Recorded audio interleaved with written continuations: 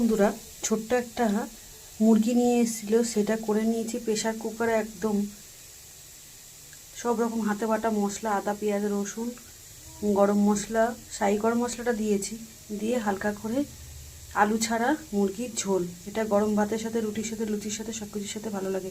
আমি ভাত দিয়ে খাবো, এইভাবেই ভালো লাগে, একদম মাছের ঝোলের মতন হালকা করে। আর করছি দেখো থোর ভাজা, সর্ষে ফোড়ন কাঁচা লঙ্কা দিয়ে থোর ভাজা। আর বসিয়ে দিয়েছি গরম গরম হাঁড়িতে ভাত, একদম ডাইরেক্ট রান্নাঘরে হেসেল থেকে দেখাচ্ছি। ভাত হয়নি, এখনও হবে। এই যে ভাতের জল গরম হয়েছে, ভাত বসিয়েছি অল্প করে। এই হচ্ছে রান্না, ঠিক আছে। এইরকম হালকা পাতলাই আমি এখন রান্না করে খাচ্ছি। বন্ধুরা, রেসিপিগুলো কেমন লাগলো কমেন্ট করে জানিয়ে। এটা চিংড়ি মাছ দিয়ে ঘন্ট করলেও ভালো লাগে, মুগের ডাল দিয়ে করলেও ভালো লাগে, থোর ঘন্টও ভালো লাগে, বড়ি দিয়ে, বাদাম ভাজা দিয়ে। আজকে থোর ভাজা করছি, অনেকদিন পর থোর ভাজা করছি, ঠিক আছে। আর এই একদম মুরগির ঝোলটা কেমন লেগেছে কমেন্ট করে জানিও। সবাই ভালো থেকো, সুস্থ থেকো। এতক্ষণ ভিডিওটা দেখার জন্য অসংখ্য ধন্যবাদ।